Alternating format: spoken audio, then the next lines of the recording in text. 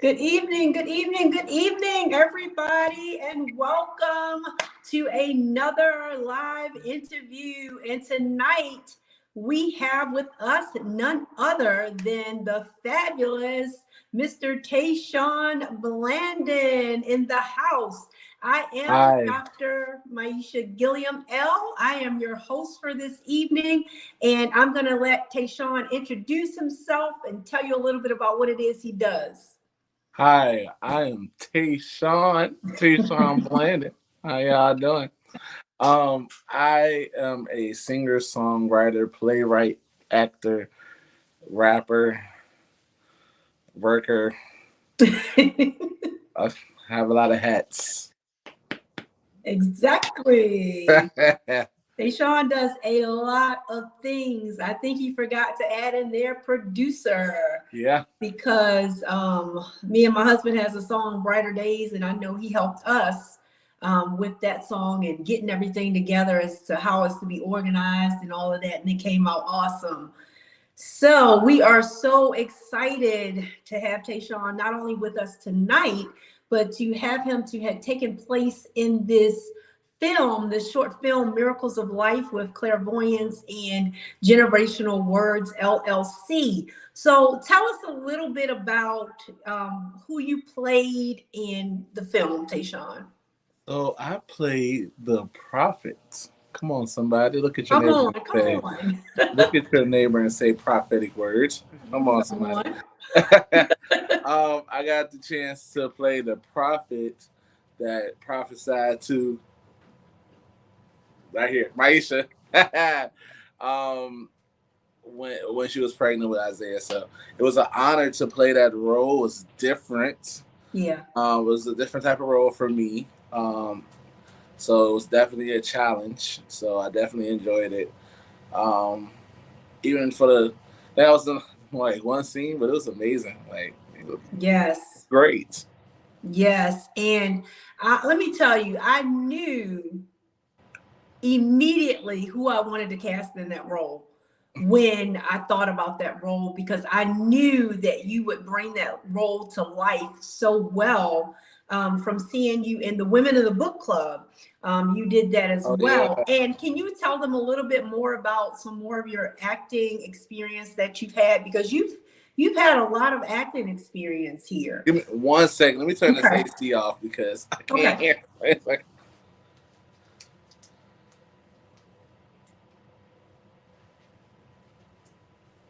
all right, it's gonna take a little second for it to turn off. But That's hi, okay. yeah. I I have done a couple things, a few little acting roles. Yes. One of Ladies of the Book Club was my first web series. I played Tony. Y'all should definitely check that web series out so y'all Yes. It's can awesome. know who Tony is and the secrets that Tony holds. Which that was another crazy role that I played that I've never played before. Yes. Never ever played before. And it was fun playing the role. I didn't I loved it because I was not the comedic relief. Right. Usually I always like the comedic relief when I do plays or Yeah. when I do certain things. So when I get an opportunity to be something that's not that and I get to play more of a serious role, it's like it feels better. Yeah.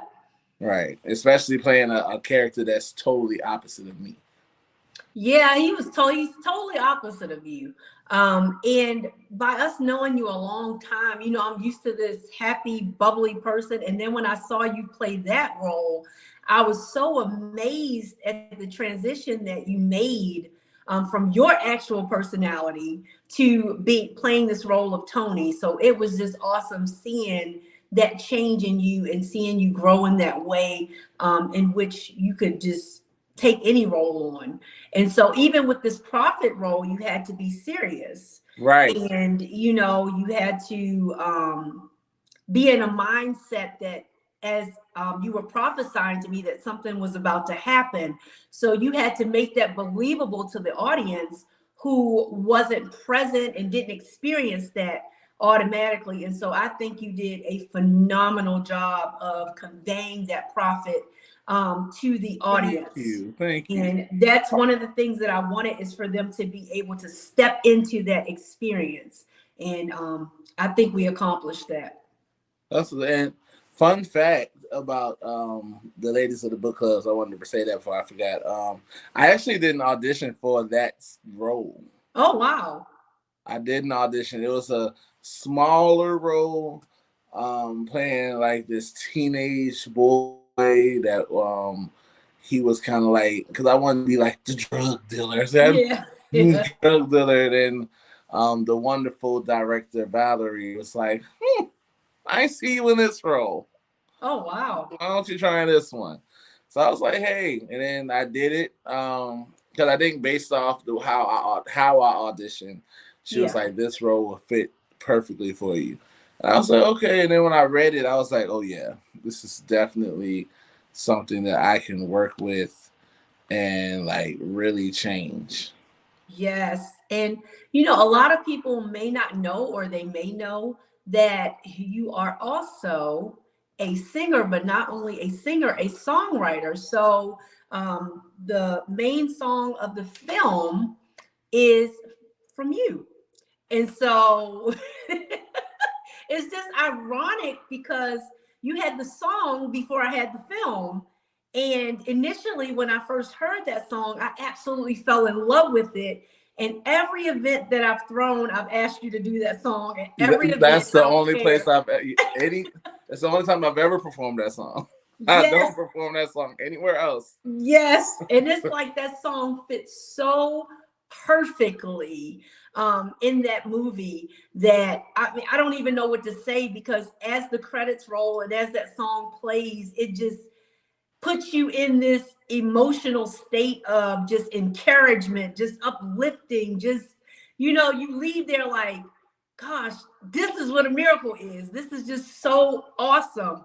And so I just love that about that song. So tell us a little bit about how long you've been writing music. I know since I've known you, you've been Right. doing music, and For a long time. you and my son started out performing together when y'all were very young in high school. So, it's been a long journey for you. Yes. I actually started writing music probably when I was like 13, 14 years old, with my cousins, when I moved to Freeman Street. I'm so happy that I moved to Freeman Street, because I tell my cousin Ian, I call them, they're all like my brothers, but my cousin Ian, my cousin Timmy, my homeboy Jonavis, and Yeah. a few others. Like, if it wasn't for me, like, getting with them, God always has a way to take you to where you need to be. Come on. But I feel Yes, like he if it does. was not for him putting me there, I probably would not be the artist that I am today, because Wow. like, I started off with them, and they're all rappers. So I actually started off rapping, which kind of is the reason that I write the way I write, Yeah. because I was raised around rappers, and that would freestyle all day, and I was terrible. Terrible. But train up the child. Yeah. Yeah. So I started writing then, and then just kept progressing, and got to the point where I was writing music where I wasn't about that life. Yeah. I was writing about, that makes sense. Yeah. And I remember there was this one guy, Deontay, he was like, why you writing about that and you ain't never did it?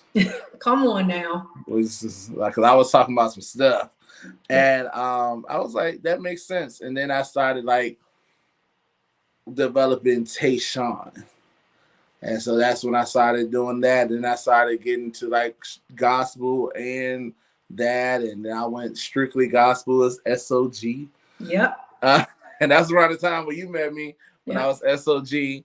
And now I'm just Taesean, because I realized names, or like when I was performing at certain places, I was getting put in a box with that name. And even I always tell people SOG is always going to be me. Son of God, Matthews 5:9. That's always going to be me. But I had a revelation, if that makes sense. That, you know, Yeah. I can still do that without the title, Right. the name Son of God. I could literally be Taesean, and I remember, and I know I'm rambling, and this, You're not rambling. Go. but I remember he is the pastor at Highway Suffolk location now, but he Uh-huh. was at one point he was the youth pastor at Highway where I go to now. And when I told him that I changed my name from T Money to SOG, he was like, "Why don't you just go as Taesean?" Now this was years ago, and I was like, "Well, you know, I just want a stage name. Like, I want to have a stage name." And then I do feel like God gave me that name SOG for a reason, because when I thought of it, like, I started writing words down, and that's when it stuck. And then my grandmother showed me a scripture randomly of Matthew 5:9 and said, "Blessed are the peacemakers, for they be known as sons of God." And I was like, okay, That's that it. makes sense now. Yeah. Because I am a peacemaker. I try to be a peacemaker anyway. But yeah, all that. So yeah, writing, singing, and just thanking God for the growth in all of that. And you know, I love that you said that you transitioned and learned to be happy with you as your authentic self, coming out of the box, coming from behind the mask of, you know, the name or the title, or, you know, getting so much out of that and actually getting into the focus of your music and letting your music represent you and what you stand for and your mission and your purpose. So I actually love that, because a lot of artists, you know, they are plagued by these images of who they made for themselves, and it locks them into a certain genre, locks them into a certain box, and they're not able to flow in their creativity. And so your songs are so versatile. You have from Wrapped in Black to, you know, the song that you did for Ooh, the film, and, I almost you forgot know, about Wrapped in I Black. know. And then you have Messed Up. So your songs go from revolutionary songs to spiritual songs where you're telling them about Christ and the Lord and what God can do for you, to them knowing themselves. So, you know, listening to an album can make you a well-rounded person here. And there's not many people that have that gift to use their music to allow people to be empowered through it and to be encouraged through it. So that is like so awesome.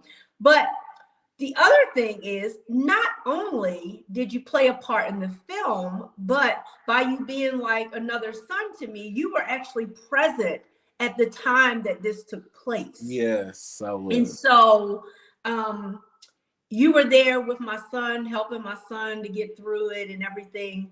And so for that, I am forever grateful. And I'm pretty sure Jacory is forever grateful as well. That's So a that baby bro for life. yeah, so we became so connected at that point. And I think our relationship, we became closer after that happened as well, because I don't think I've ever talked to you so much. You know, as much as I've talked to you the last couple of years, it's like we are constantly keeping in touch and, you know, letting each other know what's going on. And you guys, he just had an absolutely amazing wedding to Miss Laura Blandon. And you know, she is so phenomenal, so awesome, so loving and caring, such a wonderful That's my person. baby. Yes, and so I had to give her a shout out. We couldn't get off this broadcast without me giving her a shout out. Right, right. I Because she is gotta shout her absolutely out. amazing. And so, can you tell them a little bit about your experience in seeing what happened with me? It was hard to see you, and I'm trying. I'm not going to get emotional on this thing, so you're not going to do that to me, Maisha. You know, I'm gonna sit right here because you know I'm a crybaby. Um, but no, it was very hard to see you in that moment when we heard about it. Like we all, like all me, all my friends, like Yeah. the whole family rushed to the hospital. It wasn't even a question. Yeah. We rushed to the hospital and we sat in there and we waited for Jacory to get there. And just seeing Hakeem so just so down, it was so heavy. in Yeah. there. It just felt like the air was really thick in there. And when I sat in there, when I finally got a chance to see you and you had the tubes and everything, Yeah. it was just like, wow. Like it almost felt like I was losing my mom at Yeah. that time. And it was just so emotional to see you because I've always seen you so up and Yeah. yeah, like ooh, like, and then to see you in that moment, it was very hard. Yeah. And then but when we heard that, you was like, I see y'all, I'm not ready to come, I'm not ready to be here. I'm gonna go back. I'm gonna head on back down there. Got to get my family. I just had a son, and he need me. I don't know what y'all talking about. Tell that Peter. I'll bring you some herbal delights later. Yeah, I'll be back. I'll be back. And so when we heard that, it was just like it was amazing. It was so amazing, and just to be able to even help you with the physical, take you to the physical therapy. Yes. Stuff. It wasn't even because I wasn't working anywhere at that time anyway. I had no job, won't making no ends. So it was nothing for me to really just be like, oh yeah, you need a ride? Yeah, I'm gonna take you. Let's go. That was I didn't have no amazing, car, but I though. definitely got in your driver's seat and took you on up there. That was amazing because like the way that you guys stepped up. Jacory was away at school.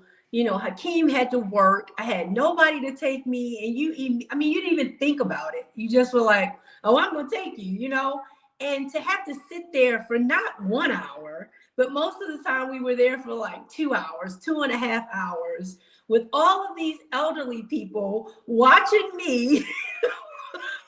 I remember. Watching me walk on the treadmill, watching me, walking around the room and doing all of that while you laid out on that little therapy bed over on the side. And it was knocked out. Crazy because I used to get so frustrated because, of all the people coming up to me and saying, "What are you doing here? You're so young. Why are you in here?" Because I was like one of the youngest people in cardiac rehab.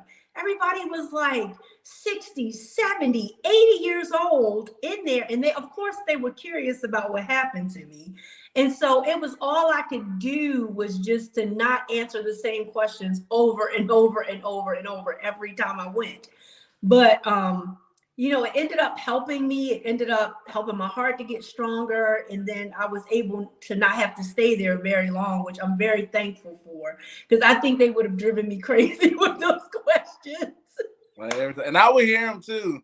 I'd be like, oh, how many times y'all gonna ask? I couldn't even get on the treadmill. Somebody would volunteer to come get on the treadmill. How many cardiac patients are volunteering to get on the treadmill? But they just wanted to drill and question me. So it was crazy. I was like, this is so crazy.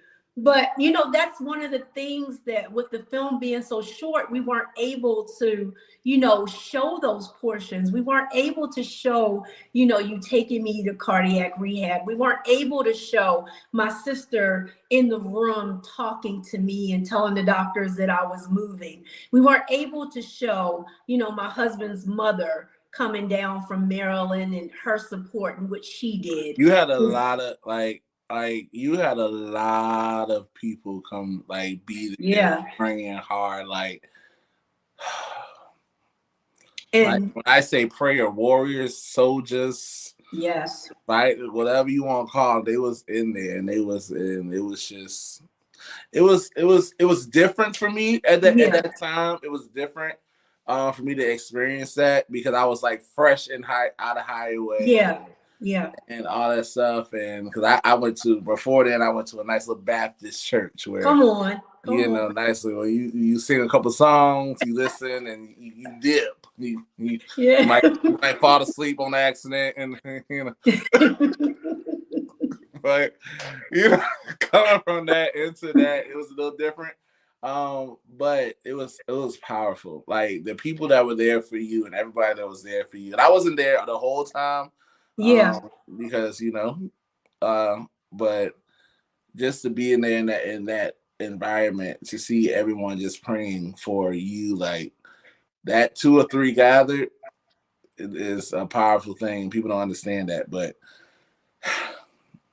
through the reenactment, and through the film, I was able to experience things that I wasn't able to experience because of being, on that ventilator for the 3 days and not having a recollection of what happened, and, being able to experience a little bit of what happened was so enlightening to me, to see how you all gathered together and how you prayed and, you wouldn't give up, how you just would not give up, how you all advocated for me and, made sure that things were done properly.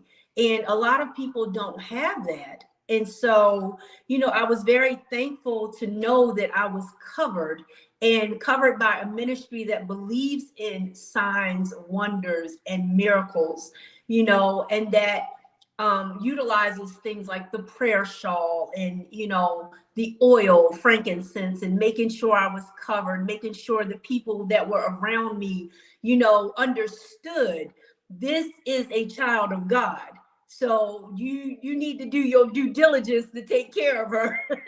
Not do that what they you weren't going need to to take do. care of everybody else, because as a nurse, I know they're going to do their job. They're going to take care of everybody else. But I do know that they did things outside of the norm, like keeping that prayer shawl on me. That's the least thing that you're worried about as a nurse with a patient in the intensive care unit. So, to know that you all covered me, I'm so thankful that I had prayer warriors like Zech 8 Ministries and, even Bishop Gay, you know what I'm saying? All the people that had come in contact with us were praying and were there. I like to tell a story about my uncle. My uncle was the head janitor at John Randolph at the time. And my uncle was very quiet, very to himself, and, I love my Uncle B. And I remember waking up and he would be sitting in the chair in the room watching me, to make sure I was okay. And as soon as I woke up, he'd be gone. He'd go back to work. I was making sure. Oh, all right. Yes. I gotta make this He's money. not a person of many words, but I remember waking up and him sitting in that chair. And I was like, look at this, like he's my little protector here, making sure that I'm okay, making sure that nothing happens to me. And so I was thankful for that. I was thankful for the nurses that I went to school with, that some of them worked on the unit and were on that floor with me. And so I was excited about that, to hear about that. I was excited to hear about Dr. Morris, and him being there and willing to pray, and he's a spiritualist. Dr. Morris is not necessarily, a quote unquote Christian, you know what I'm saying? But for him to understand the fact that a miracle had taken place was absolutely divine intervention. It was nothing but God. So, I'm just thankful. But talk a little bit about the experience on the set, because we had some long days, and I know your day especially was very long. It was in the for 5 lines. Yes. I've never said Yes. 4. I think I had like 4 or 5 lines, and I never said it that like 4 or 5 lines turned into a whole conversation. Oh, it was just, but it was amazing though. Like I have a behind the scenes clip. I don't know if I told you. I snuck my little phone, put it on the little side. So I need this memory. I'm gonna sit it right here and tell nobody. It's gonna keep my little memory, But it was amazing. Like I've never been, because even like I've never had like a multi-camera like experience. Because even with Ladies of the Book Club, that was like a one camera type thing. But have a multiple camera experience was different for me. Like shout out to the videographers and the editors. Yes, clairvoyance. Yes. They were amazing. But it was just different, like to be able to do that, like, and to tap in to that character like that. Yes. Because my goal, to be honest, was because I'm still working on some things as an actor of not putting in just an ounce of me. Yeah. And my goal was because I never got a chance to meet the actual prophet. I wasn't there Right, right. when he prophesied to you. I wasn't there in that moment. So only thing I could do was think about my bishop. Yes, I yes. was like, what would Bishop Gay do in this moment? And just kind of like tap in and just try to like kind of like bring out that and what I can't even really explain it, Yeah. but but just to be in that moment and to like, okay, you got to do it. Like, okay, we need you to do this line right here. I said, okay, all right, to do this line right here and do this line here, and it was just amazing, and to like be in that scene with y'all and for it to come out the way. And first of all, I cannot wait to see it. I I know. I'm excited for you guys to see it. cannot wait to see it. I don't know where I'm at in this movie, but I cannot wait to see it. And thank you because I know because in other movies people get the cutting board and I obviously wasn't on the cutting board, so I No, you appreciate wasn't on the cutting board. appreciate it. So, but it was definitely an amazing experience to be there with Apostle and everybody just to. But and it felt good to be introduced by Apostle and everybody as I prophet. know, right? I said, I feel official. I feel like I can do this on every Saturday or Sunday. I can do this. It just came to life. It was like everything was so like it just fell in place. It almost seemed like it wasn't acting.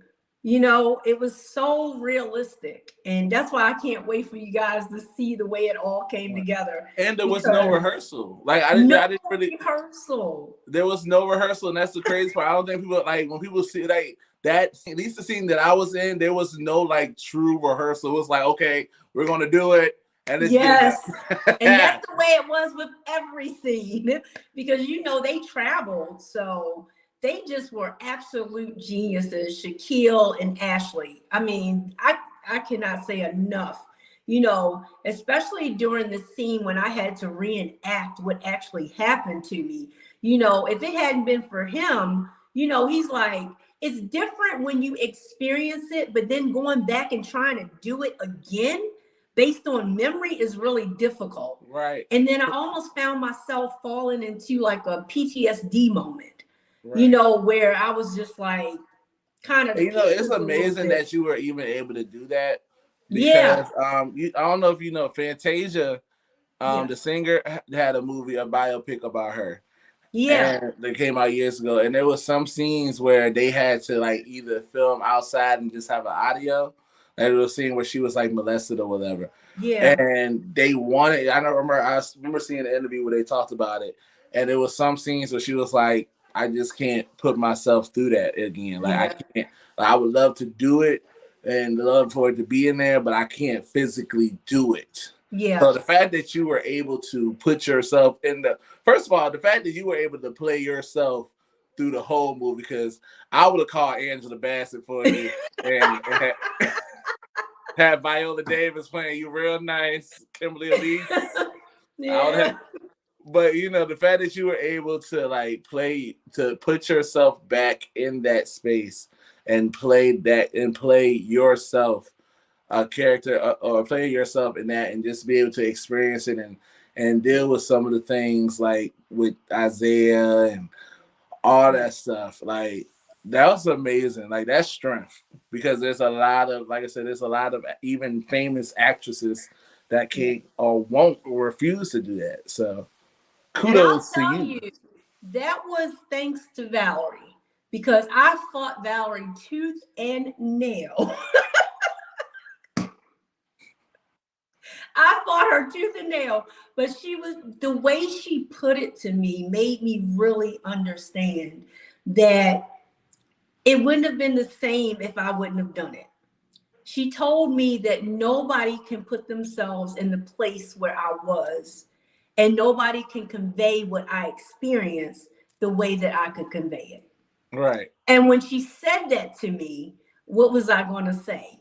I mean, I couldn't say anything. And then I just prayed to God for strength. I prayed to God that he would help me to get through it, and that I wouldn't have any kind of, you know, residual effects from revisiting that. And because you know how the enemy is, he comes to kill, steal, and destroy. And as you know, we had several attacks happen during the movie. I broke out, I fell. You know, we had several things to happen, but the great thing is that I had a praying cast. So I had a cast of believers. How many people actually have that? I mean, from the videographers to the producer to the director to the actors, all believers that could pray, all people of God that knew how to battle and go to battle. And so I knew I was safe. The battlefield. Come on. I felt safe. I knew I was safe. I knew I was in good hands. Because when we met Shaquille and Ashley, the videographers from Clairvoyance, the first thing she said to me is, you know, this is going to be hard when you revisit this. You know, the enemy is going to attack. You know, he's going to be angry because he doesn't want this film out there. She said, but you got to make sure that you stay prayed up. You got to make sure that you stay in a certain mindset. And when she said that, I was like, oh yeah, they're the videographers. We're going with them. That's it. That's them. I don't care what it costs. That's them. You know, and I was like, at that point, I just was like, I knew that, because we had gone through another young man and it didn't work out. And I'm glad it didn't work out, you know, and I'm glad we had who we had on set. Because like I said, we had praying people that when I was getting attacked, I could pick up the phone, I could call, I could say, hey, this is happening. And immediately everybody went into prayer. And we got through it. I mean, we filmed in 3 days. We just added a half a day extra. You know, who does that? Right. A whole show, 3 days we did. Even for a short film, that don't always. You know, I mean, it was absolutely amazing. And like you said, no rehearsals.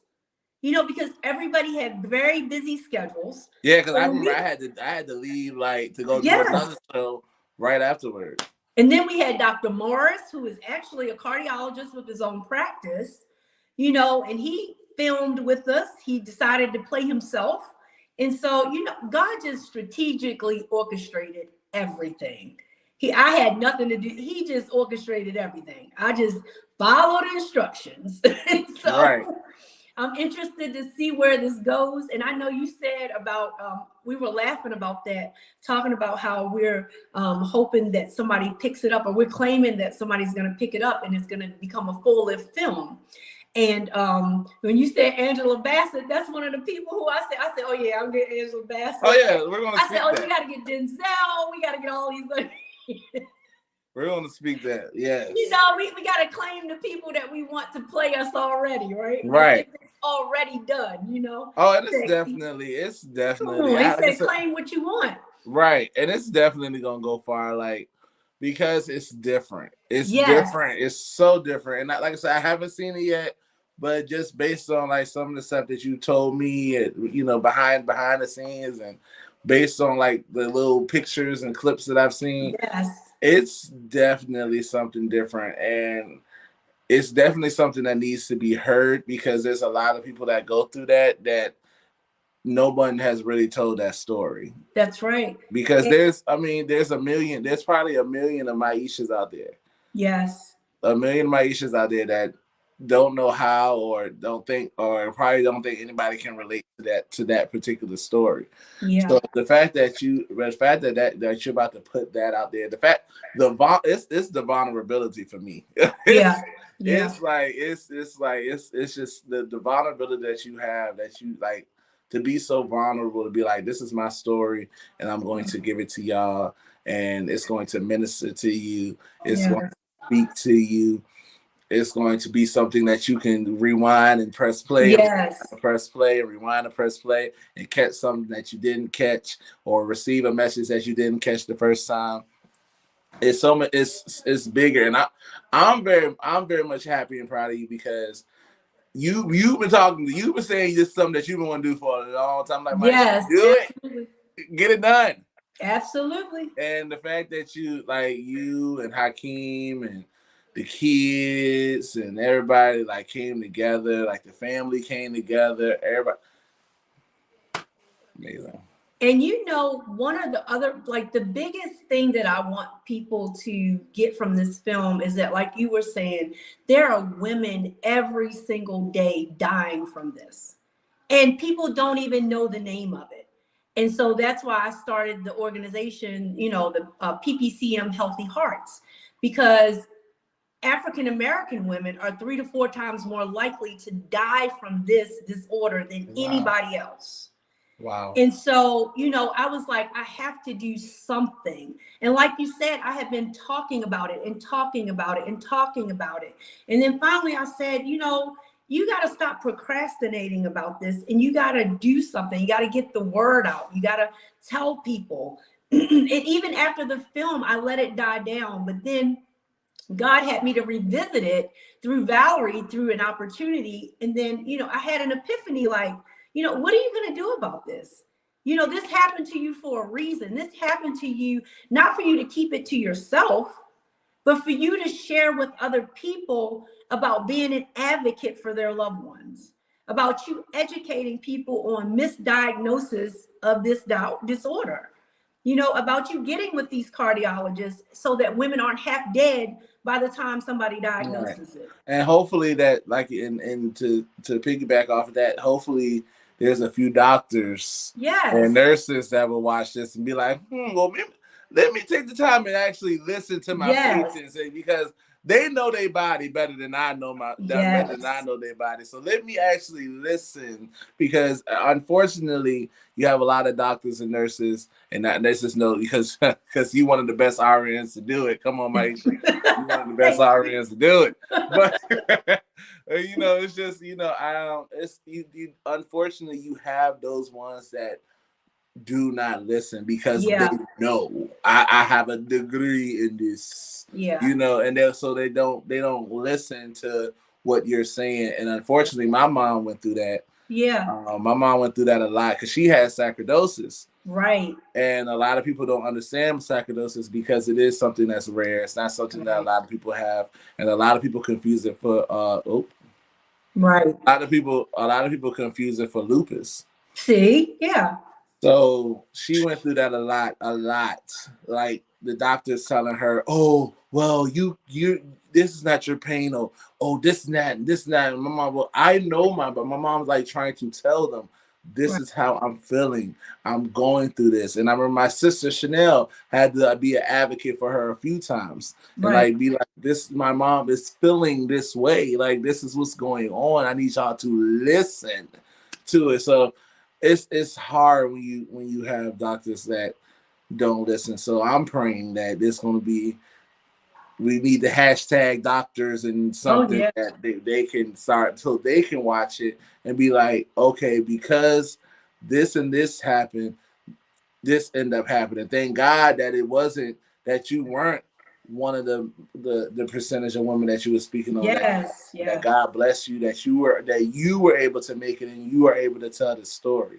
So it's definitely going to reach the masses, and we're going to make sure it does too. Oh yes, we are. We are doing our due diligence. I'm telling you, Kia's working hard.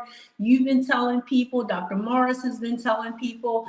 We were just able to do a summit with a bunch of chairmen of the boards of hospitals, and so we were able to tell them about peripartum cardiomyopathy, and that was just such an honor to be able to do that and see that they were so receptive to learning and hearing from somebody that it actually happened to, and that they didn't shun it, that they didn't say, oh, we know that, or they didn't think we were bashing them, but they understood that we were coming to educate them on listening to the patient.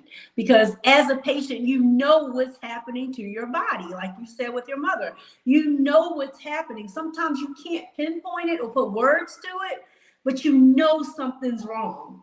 Right. And when you try to convey that and people shut you down, or people tell you you're crazy, or they tell you, you know, because you're a medical professional, because I was a nurse, oh, you're reading these symptoms, you know these symptoms, so it's all in your mind, you know, and I got that a lot. And it's very discouraging, and you have to continue to fight and continue to fight and continue to fight. And unfortunately, my cry fell on deaf ears until I actually ended up in the emergency room fighting for my life. And so that's what I'm trying to prevent for other people. And I'm just a blessed one. So I use my blessing to try to help others, because most of the women end up having to get heart transplants or get devices implanted into their hearts. And people don't understand that this is a long-term, there's long-term effects to this disorder. Yes, that happened to me in 2012, but as you know, I've had several things to happen because of it currently.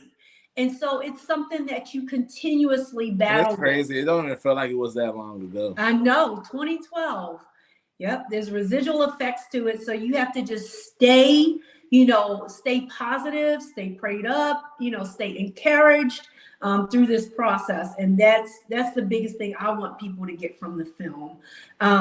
So what's next for you, Taesean? I know you have a lot going on. Can you share with them some of the things that you've been doing as far as your music, as far as acting and all of that? Well, right now I'm currently doing like character supervising. Um, right now at King's Man, so that's something different for me out, and it's crazy. I want to go. I don't want to go in a whole rant, but I just want to say how good God is Yes. because one, I'm married a diamond, like just come on. When you find a wife, you find. Come on, somebody. Come over here. Come on, and then like I've always wanted to do some type. I've always wanted to work in management, and I Yes. always want to work in entertainment. And I literally am a character supervisor in entertainment, like Wow. making good money now, like literally doing what I love to do, being with the person that I love, like surrounded by people that love me, like literally all the people that I had to that I was like, oh, are you in my circle? Or are you not? Literally, God just kind of like moved them out, and like it's just like 2020. Like we get to a point where, and I know I'm not supposed to go here, and I'm not a preacher, but we get That's to the all point. right. Come on. We get to a point where we think that everything is just not working out, but God will be like, it's gonna work out. Just because you don't think it's not working out, it's gonna work out. Yes. And it's like, it's crazy because literally, and there's still some things that God is working on. And there's still some things that I'm still working on. There's still some things that I want to get done. But the fact that, like, even with my music, there's people in different countries that literally know who I am. Wow. Like, there's people in Australia and the UK and different parts of the States that when I get on these live reviews, they'll be like, "What up, Taesean?" And that's not a brag. That's like, and I went a long time because I seen people that I know like have like flourishing and all this stuff. But God, like literally, God was like, "Do you see what I have? Like, do you see the things that you have?" A lot of people cannot say that this state know you, this state know you. Some people are within their box and of their city, and that's the only people that know them. And that's no shade to them. It's just when I really look and think about the good things that God has done and the good things that He's literally looking out, like it's just mind blowing. I think we even talked about some stuff yesterday, like with Lara and her family. The fact that I'm married into an amazing family that loves me for me, like it's just mind blowing. So to say that and to kind of go back to your question, I'm working on a new EP called Love. It's simply called Love. It's just called Love. And I was contemplating on what I wanted to do with it, and because God, like I really feel like this is a season of love. Like it's just like so much things that's happening, and it's like the EP is called Love, and it's all different forms of love. You got encouraging. There's even some heartbreak in there because some people need to hear a song when they're going through heartbreak. There's songs where appreciation, because so many people appreciate me and I'm so appreciative. Like literally everything that's happened in the past couple years, I'm putting all in one, and I'm literally just calling it love. And it's one, I don't know how in the song that I actually wrote for my mom called Remember When, it's going to be on there because there's people that lost loved ones. So yeah, and I didn't mean to go into with that, but it's just like literally like while I'm just thinking, Yeah. it's just like, and I'm trying not to get emotional, but just thinking about literally how good God has Mm. done for me thus far. It's just crazy. It's like, and I already know there's still more to come. There's still more.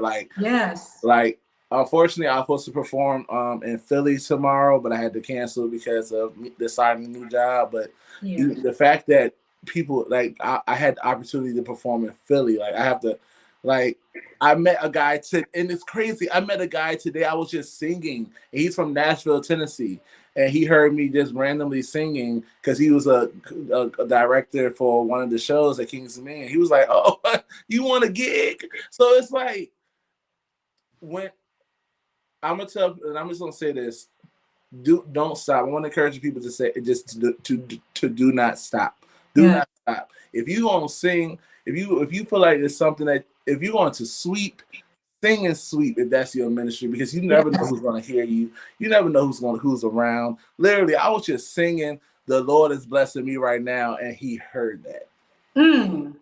And I don't know what's going to happen out of that, but the fact that he heard that and he was like, "Yo, you want to gig? Because your voice," and it's just, it's really amazing. And I get to the point of being like, "Oh, well, I don't want to speak on this because I don't want anybody to feel like I'm bragging." But it's No. not a brag. It's literally expressing the things that God has Yes. done, and I'm really, and I feel like that's the enemy trying to make me feel like, oh no, don't speak on that, don't speak on that. No, I'm going to start speaking on everything that God has done Yes. Yes. because people don't understand. Like Maisha, you know how long I've been doing this. Yes. Yes. Like I've been doing this for a long, periodically time. Yes. You have paid your dues and paved your way. Yes, and So just to thank God for even like some of just people hitting me up to act like people from different states that's never met me asking me to be on songs, which I have a lot of songs. I literally just wrote a song for this girl group called Panache. yeah. Like I got a chance. I've been wanting to do songwriting, and I finally got a chance to write a full song for a group that received that their last video got over 160,000 views on YouTube. Ooh, that is amazing. So I'm grateful. So that's just the answer to the question that you said. It's just that's some stuff that I'm working on. I'm actually working on a play called Messed Up, and it's almost done. Man, you guys have got to check that song out. Yes. I mean, you can't even, I know you hear the title, but you cannot get the full feel of the song until you hear the song and the way that it's brought across. It's amazing. Thank you. Thank you. Shout out to Clef Majors, who's one of the dopest engineers in Richmond, Virginia. I did in general, to be honest, but he was actually the one who helped me engineer and produce that song. And it's crazy how many people relate to that song. Yes. It's crazy how many people relate to, like, literally, like I can go anywhere, they'd be like, "Yo, messed up, y'all look but messed up." Yeah. And it was like I literally wrote the song out of frustration. I wrote the song because I've had people in my life that just don't realize how really scarred they are. Yeah. And so when I wrote the song, it was having those people in my mind. Mm. And the fact that so many people are able to relate, and some people think I'm talking about a girl, but that's music though. Music is meant for people to kind of like, get their own interpretation. Yes. But hey, but that also, if you're feeling like a girl messed up or a dude messed up, then hey, you can click play and it's something that can relate to it. So there you go. I just thank God, and I appreciate all the people. Maisha, like I appreciate you so much. Like y'all don't know, Maisha and my wife had me ball tear crying at my wedding, like ball tear crying because my mom passed away. For y'all, those that are watching, my mom passed away last year, so she wasn't able to be at my wedding. And the fact that Maisha, my wonderful godmother, dressed in purple representing sarcoidosis and did that mother-daughter dance with me, tears. Like as soon as I heard the song, I was like ugly cry. I know. and it was just amazing. So I appreciate you. I appreciate your whole family. Like, Yeah. I remember when I first met you, like at the Elks Lodge. It was the first time I met you. Yep. When we did the Hope Will's Got Talent thing. Yep. And then for the fact that y'all just immediately just accepted, like just immediately like brought me in support since literal day one. Like all of y'all, like from the teenagers now when they was like 5 and 6. Now they all grown and got churn and stuff. And I know, and married. I mean, seeing all of y'all together, you know, from high school at your wedding, it was like nostalgic. It just brought back so many memories of high school and coming to show choir and, you know, just Miss Allen. And it just was so wonderful to see everybody together, so happy, picking up where you all left off. Like, you had we were just talking about the fact that, you know, we are literally friends for life. Like, like you don't get a lot of friends that stick beside you and never leave. Like, you know, people grow apart really fast. And not saying that we're the perfect friend group, because we all had our ups and downs, but the fact that through those ups and downs we're still like together. Yes. And it's like you appreciate things like that because everybody don't get stuff like that. Right. So, yeah. Is there something that you could give them a little sample of so they can just hear a little bit of something? I hate putting people on the spot, but we have been talking so much about your voice. I hate to leave them without getting an example of what we're talking about. Okay. Yeah. Let me do this right quick. See, you guys, this is one note about Taesean. Be ye ever ready. Taesean is always ready. Always. Try to be. I'm like, oh, okay, I got you. I'll make sure I get it.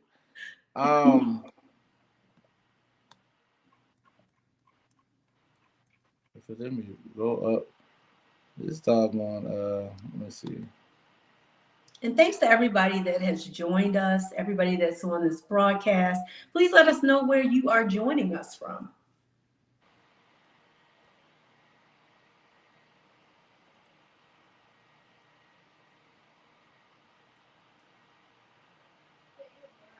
I'm back. That was my fault.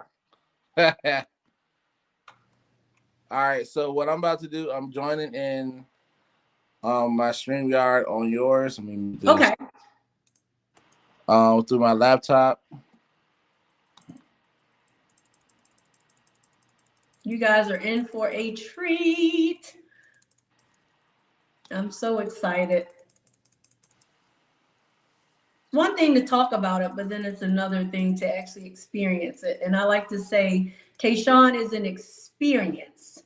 So when you hear him and you hear his vocals and you hear the way that he comes across in his music, you can feel emotion through it. You can feel his heart. You can feel that he's writing from his heart. So this is going to be absolutely amazing.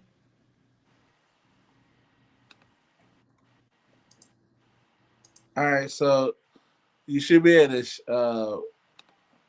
I have my screen shared, and you should be able to click on this where you see the screen share. Where you see Taesean, you see like the YouTube. Yeah, there you go. Right there.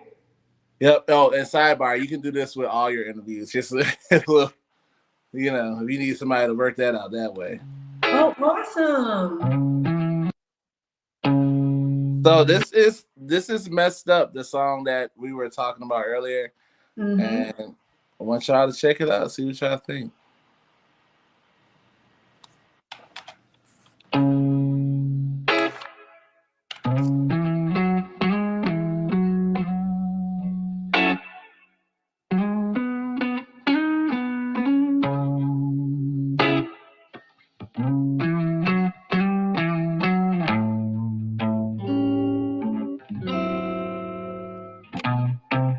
I don't think you understand what you done to me. I don't think you really understand how your trauma made me look, the wasted time you took but I'll rise above your shadow. I'll soar above the pain. I won't let you succeed. You won't win, not again. 'Cause you're messed up, so messed up. You don't realize how scarred you are. But I'm praying for you, 'cause you're so messed up. You're so messed up. You don't realize how scarred you are. But I'm praying for you, 'cause you're so messed up. I need to know where your heart is.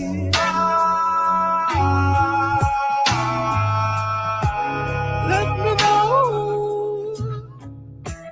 if you're human, so human, but I can't lie. I feel bad for you. Because the fact of the matter is, you'll never see what's true. Oh, so true. That you're messed up. So messed up. You don't realize how scarred you are.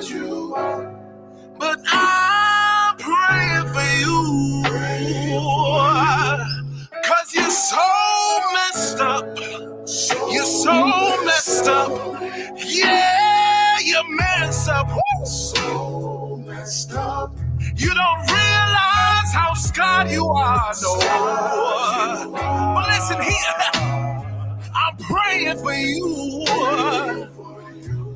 'Cause you're so messed up. You're so messed up. You're so messed up. So messed up. Yeah.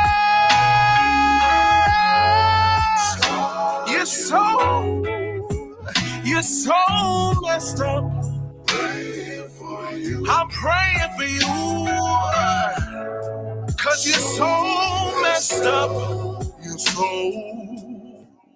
messed up. Woo! That was absolutely awesome. I love that song. And I'm so glad you gave us that explanation of what the song actually stood for. You know, why you wrote that song, where your mindset was when you did that song. You know, because a lot of times we don't get to hear that from the artist, why they wrote a particular song. And we draw our own conclusions, but that was good to know that. And tell them where they can reach you if they want to get you for performances, or they want to book you, or, you know, just get in touch with you to write with you, work with you. How can they reach you?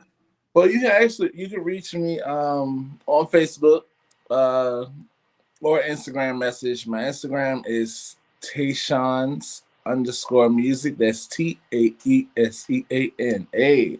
So Taesean's_music on Instagram, or Taesean Blanding on Facebook. And you just hit me up. I'm always down to collab. I'm always down to work. I'm always down to write. I've made my mind. I made my mind up like 2 or 3 years ago that I'm always going to make time for music. Yes. No matter what. So yeah, hit me up. Yesterday's price was not today's. You know, come on. Not today's price. So, know your worth. Come on. But hit me up. I'm definitely willing to perform. Definitely, if you need me for a show, if you need to use that song for your short film or your thing, hit me up. We can definitely talk price. My wife is probably that. Oh, that felt good to say. Come on, Your wife. Woo. my wife. She'll definitely probably because she's definitely the money person in the relationship. So she'll definitely she definitely could probably be the one to like tell you this is how much, and I'll be like, oh, my wife said this is how much this is gonna be. All right. You learning already. Look. All right. You got the keys already. Right. So but yeah, hit me up anytime. Like I said, it's you, and it's amazing that I can say this, but it's also like a lot that I can say this that y'all gotta get in line because I got like 5 features that I have to finish. But hit me up. I'm always down. I'm always recording. I'm always doing reference tracks. I'm always at the studio. Oh, I almost forgot. So there's a album that I will be a part of called Project 24, the remix. Awesome. Shout out to Dizzy Wonder. Shout out to Clef Major. Shout out to Infinity Recording Studios. Shout out to Big No. Shout out to everybody that's a part of Infinity Records. Shout out to everybody that recorded. It was an amazing experience. I was a part of the first one, Project 24. Yeah. Clef Majors and Infinity Recording Studios, they put a whole bunch of it's an album that a bunch of artists from like all different styles and different genres of artists from Richmond came together to create one project in 24 hours. Wow. When I tell you the first one was an amazing experience, and the second one was definitely an amazing experience. Both of them were different. Yeah. The second one, this one that's coming out had a lot more R&B than the first one. And it's an amazing experience. And it's definitely something, that one thing was proof that Black folk can get together and not have no drama. That Richmond folk can get together and not have no drama, and for one purpose, get it done. Like it's just so amazing. And on that last, I don't know how many songs I'm gonna make on this one. There is one particular song that I can't really speak on right now that I'm very hyped for everybody to hear, but I can't speak on it. I didn't sign an NDA, but yeah, NDA. But there's a few songs on there that I'm hoping. I don't know what songs, because when you're a part of the experience, you record, you're a part of the experience. But when they go to the post production, you might not make it. And I was very appreciative to make it on 5 songs on the last one. And even if I don't make it on any songs on this next one, it was just the experience of it was just amazing. And like I said, it shows that Black folk can come together. Like I said, shout out to Clef Majors, shout out to Infinity Recording Studios, because they're literally creating like spaces for creativity. And it's not just someone, it don't matter if you're a gospel artist, R&B, trap, hip hop, old school, boom bap, literally it's literally a space for everything. I just seen her, my wife just kind of walked fast. I had to for her. Yeah, so that's another project that I got a chance to get to be a part of. So that's something else that's coming out, and I'm on a few people's albums that are out, and I can't name. I know King of More just dropped the album, and I'm on a song on his album, and there's a few other artists that are out. So yeah, just type in Taesean and you should be able to find me. Can you post your Facebook link so that they can get to your Facebook? Yes. Is there a way we can do that so that they can get to like your Facebook page or your I can type it in. That way they can just click it and they can get to it. Oh, and actually Dizzy Wonder is I'm just looking at the comments. He's in the watching now, and I'm talking about if y'all need somebody that can write. Now I'm toot my horn on my songwriting, but if you need like a songwriter, please, Dizzy is definitely dope. Like I can't even express like the fact that how dope he is. So definitely hit him up and hit up a few other people. I'm typing in my Facebook now, but the laptop is acting crazy, so I'll post it later. Yes, make sure you post that in there so they can get to you. I cannot explain how wonderful this interview has been. I am pretty sure you are reading the comments, everybody, that's on. Thank you so much for joining, everybody. Thank you for watching. Please be sure to check out Taesean's page, check out his music. You got a little taste through Messed Up, but that's just a little sample because we have so many other songs. Yeah, actually, it's crazy because me and Maisha actually have a song together, finally. Finally, I know. We actually have a song together. It's called Harvest. We haven't been able to finish the song and get to the studio, but we actually do have one song together. Yeah. Yeah, and Taesean he don't play when it comes in the studio. He loves me and all, but he don't play when it comes to getting this music down. I'm weak. Like a drill sergeant. It's just passionate. It's just passionate. So you guys make sure you check him out. Go on his page, check his page out, and communicate. If you need him for anything, which I know you will, because if you're doing events, if you're doing things like that, just reach out. You can't find a better person that will bring to life your event. So just check him out. Remember, how your life begins is not how your life has to end. You can always turn things around and transition your life today. If you change your thoughts, you can change your very life. Check out the Miracles of Life film that will be coming out shortly. Right now, we are in the film festival route. We have entered 6 film festivals so far, and we are continuing to enter them as we see the ones that are appropriately fitting to the genre of the movie. So we will be hearing back about judgment and things of that nature around September is when we'll first start hearing back about the film festivals. So after that, we're going to do a huge premiere, and I cannot wait for that, where we can release it to the public. So you guys stay tuned. We have plenty of more interviews to come. I can't believe that I've gotten people to say they were going to interview that don't interview. So we have Miss Keedy Lee coming up, who was the neighbor, my actual neighbor, for which Deirdre, she played her, but Keedy has agreed to interview with me. And my sister, of all people, Tanika Toms, has agreed to interview with me. Come on. So I am excited. Because everybody right. that knows her knows she does not do the whole interview thing, and she does not go on camera. And so for her to commit to that, I'm so happy about that. So you'll get her perspective. I'm going to have my mother-in-law, my Aunt Donnie's going to come on, who was actually present at the time. So we have a lot of people that didn't just act in this film, but that were actually there when this took place.